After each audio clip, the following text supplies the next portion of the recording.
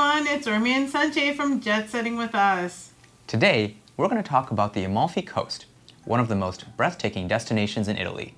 From charming seaside villages to dramatic coastal roads, this popular coastline is going to take you through some incredible food, some incredible views, and some incredible history. In this vlog today, we're going to talk about how to get there, where to stay, and how to get around, in addition to some of the best things to do in the Amalfi Coast. Let's get started. First, some basic information about the Amalfi Coast. So, how do you get here? The Amalfi Coast doesn't have a direct airport, so you'll either have to fly into Rome or Naples. While Naples is technically closer, it's actually not much more complicated to get to the Amalfi Coast from Rome compared to Naples. If you're flying into Rome, you'll take the train from the airport to Salerno, which is on the east side of the Amalfi Coast. The train ride is only about 2.5 hours, including a required transfer at Rome's main train station. By the way, the train station wasn't that large, so don't worry about having to walk across a giant train terminal to catch your connecting train. The whole thing will cost you about 70 euros per person. From the Salerno train station, you can take a private transfer to your accommodation on the Amalfi Coast. That'll be kind of expensive, maybe 100 to 120 euros. If you're trying to save a little bit of money, you can actually walk to the ferry terminal from the Salerno train station and take a ferry. Or you could take a bus from the train station. Just be sure to check the schedule for both options to see which one matches your schedule better. If you're taking the bus, book it well in advance.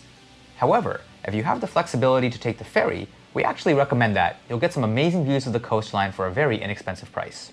If you decide to fly into Naples, you have the option to take either a taxi to the Amalfi Coast, which would run you about 150 euros, or to take the Tour bus. We've left a link to the bus in the description below. Regardless of which option you decide to take, just be aware that the roads along the coast can get super windy. In fact, on one of our Tour bus rides, someone in back got a little nauseous due to car sickness. It wasn't really making for a fun ride on the way back for us. Next, let's talk about where to stay when you're visiting the Amalfi Coast. The coast actually contains a number of different towns, including one that's called Amalfi. And choosing where to stay would really depend on 3 key factors. What's your travel style like? What sort of experience are you looking for? And what does your budget look like for this trip? Let's start breaking it down for you. If you're looking for that classic Amalfi Coast experience, perfect views, iconic beaches, and luxury accommodations, Positano is the place you want to be. It's perfect for honeymooners, couples, and anybody who wants that postcard view every single morning. Just be aware, during peak season in July and August, hotels will be quite expensive and you're going to have a lot of crowds. For a more central location, you may consider staying in Amalfi, the town. As we mentioned just a minute ago, there is a town called Amalfi and the whole coast is called the Amalfi Coast. Amalfi, the town, provides a great base for exploring the coast, as there are ferries and buses that will connect you to the neighboring towns. The hotels also have great variety in this little location, with everything from mid-range to luxury, providing the perfect balance of convenience and comfort. For a quieter, more relaxed atmosphere, try Ravello. This town is perched high above the coastline, offering superb views alongside a more local, laid-back feel. For travelers who are interested in escaping the busyness of towns like Positano or Amalfi, Ravello is the perfect choice. If you're traveling on more of a budget, you may consider staying in either Maiori, Minori, or Praiano. Each of these towns offers outstanding coastal views, great food, and easy access to the main attractions, but at a fraction of the cost. In fact, when we booked this trip, we did no research ahead of time and just happened to book a hotel in Maiori. Once we got out there, a lot of locals told us it turned out to be their favorite town on the whole Amalfi Coast. We just happened to get lucky. The thing about Maiori, it's got a quieter vibe, which could be a good or bad thing depending on how you see it. For us, it was the perfect thing to do. We've left a link in the description below to help you explore some accommodations options in the Amalfi Coast. Don't forget, in addition to fancy hotels and other luxury accommodations, there are much more moderately priced bed and breakfasts as well as guest houses. Alongside where to stay, you want to think about the best time of year to visit the Amalfi Coast. We recommend going in either May to June or from September to early October. As you can imagine, July and August are going to be peak season, and with that will come the bigger crowds and the higher prices. We actually went in early to mid-June before schools got out. If you have the flexibility in your schedule, we definitely recommend going during this time frame. You're going to have lower crowds, lower prices, and perfect weather. So you might be wondering, if I visit the Amalfi Coast, what exactly is there to do there? That's a great question. Before Urmi and I booked this trip, I actually spoke to a local who I had met while I was traveling several years earlier. He told me that the Amalfi Coast is about la bella vita, the good life. What that means is eating a lot of good food, drinking a lot of great wine, and just relaxing. If you spent your whole trip at the Amalfi Coast and all you did was eat, drink, and relax, you had the correct trip you were supposed to have. But in case you want to do something else, here's some other great options for when you're visiting the Amalfi Coast. First up, Positano. This is one of the most iconic spots along the Amalfi Coast. Spend time wandering the narrow streets, shopping for some handmade sandals, or relaxing at one of the beach clubs. If you're up for it, be sure to take a hike up to one of the scenic viewpoints where you'll get an absolutely incredible perspective of the town. Unfortunately, we didn't end up making it during our trip given the short nature of our stay. Next up is Amalfi the town, one of the most popular tourist destinations amongst the whole Amalfi Coast. The historic heart of this town is called the Duomo di Amalfi, a cathedral dating back to the 9th century. It's one of the most impressive landmarks in the whole region. If you have time, take a day trip over to Capri, accessible by ferry. Most tours leave from Naples or Sorrento, but we happen to find you a tour that leaves from Positano, perfect and convenient for those of you staying in the Amalfi Coast. Once you're on Capri, some sample things that these tours will do include visiting the Blue Grotto, an underwater cavern with the bluest water you'll ever see in your life. Also, you might take a chairlift up to the top of Monte Salado for some panoramic views of the ocean.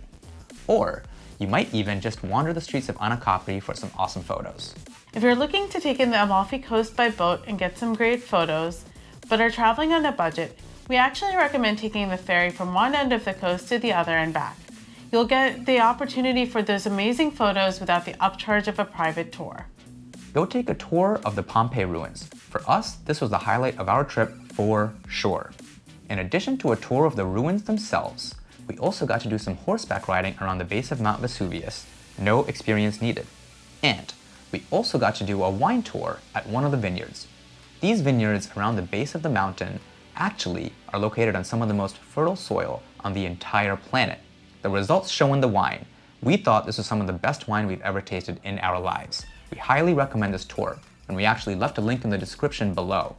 Just note that whether you do this tour or any other of the myriad tours that are available to go up to Pompeii, just be aware many of these tours actually take off from Naples. So to commute from the Amalfi Coast over to Naples, you could either take a taxi, which will cost you an arm and a leg, probably about 150 euros, maybe a little bit less. But you could also take the Pintour bus, which we mentioned earlier. This will be much cheaper, I think around 20 euros. And when you book a ticket on this bus, you book your actual specific seat with your name. Definitely do it in advance, especially if you're going during peak season. A little surprise for you, did anyone expect we would be talking about hiking trails in here? Well, for all of those hiking buffs that we have following us, we have 2 trails to recommend. First up is the Path of the Gods. This trail is one of the most incredible trails in Italy, running along the cliffs and giving incredible views of the coastline. For the best experience, you want to start in Bomerano and end in Nocelle. The second recommendation is the Path of the Lemons, which Urmi and I personally did on this trip. We found a lot of lemonade shops along this trail, and actually one of them sold us lemonade for only €1, and I swear it was probably the best lemonade I ever had in my whole life. If you're flying all the way to Amalfi, we want to make sure that you have insider info to make the most of your trip. Here are our pro tips to know before you go on your trip. Tip number 1, how to get around once you're in Amalfi. First of all, if you're planning to just stay in the same town the whole trip, which is perfect for a rest and relax trip, you can ignore this one tip. However, if you are planning to travel around, whether within the Amalfi Coast or maybe you want to go up to Naples, for example, we definitely recommend sticking to public transit. Unlike other recommendations we've given in other videos, actually getting a rental car is a little bit more of a hassle than it's worth. The roads are small and they're windy. And unless you're an experienced driver in these types of roads, it may be difficult for you to adjust. On top of that, not only is it expensive to get a rental car, the parking is extremely limited and what parking there is extraordinarily expensive. Definitely stick to public transit. The other alternative is to get a taxi. However, if you do this too much, the taxis are quite expensive. There are also no Ubers when you go out to the Amalfi Coast. Tip number 2, packing for this trip. Be sure to pack light for this trip. Many hotels require an uphill trek at the street level just to get to the hotel. On top of that, many hotels don't have an elevator, and you have to take your suitcases up multiple flights of stairs. The last thing you want to do is to be lugging a heavy suitcase upstairs on your vacation. Tip number 3, if you want to keep your dining budget under control, there's a really easy way to do that. Don't be afraid to walk just 3 or 4 minutes up some of these streets that are coming off of the promenade. Even just a short walk oftentimes finds you some incredible family-run restaurants with some homemade recipes that will blow your mind. Oftentimes these restaurants also have some really great deals on wine. Related in tip number 4, one thing you should know about Italian culture is that dinner is a slow process.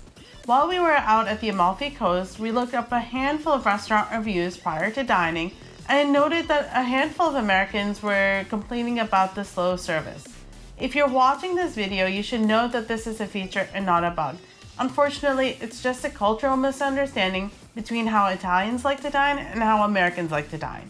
Now look, you're on vacation, okay? Take a couple hours just to relax and get a bottle of wine to enjoy yourself. Sometimes they cost only 5 or 6 euros. So don't be afraid to be on vacation, just take it slow. I promise you're gonna thank me later.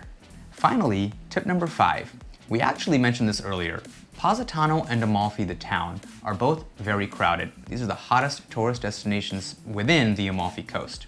So if you don't really like crowds that much, try one of the other towns. You always have the option to commute into Positano or Amalfi during the day to see and do the things that other tourists want to do there, without having to deal with the crowds and the prices. That's it for today. If you're still thinking about whether you should visit the Amalfi Coast, I'll leave you with my personal opinion. I'm known amongst my friends and family for a rather controversial opinion, which is that I'm actually usually not really a big fan of Europe. However, Amalfi Coast honestly stole my heart. Putting this video together made me remember how great of a time I actually had on this trip. I thought the prices were much more reasonable than I had been told by others ahead of time. Of course, partially because we were smart about, traveling a few minutes away from the main promenade to eat and so on and so forth. And I thought the food was outstanding and I just had an awesome, relaxing time. So I would highly recommend, if this is on your bucket list, keep it there and make it happen. If you found this video useful, hit that like button and make sure you also subscribe to the channel and hit the bell icon to make sure you don't miss our next adventure. Let us know in the comments, what's at the top of your Amalfi Coast bucket list? Or if you've already been, what was your favorite part and did we miss anything? Let us know in the comments. Thanks for watching, and we look forward to seeing you on our next adventure. Bye for now.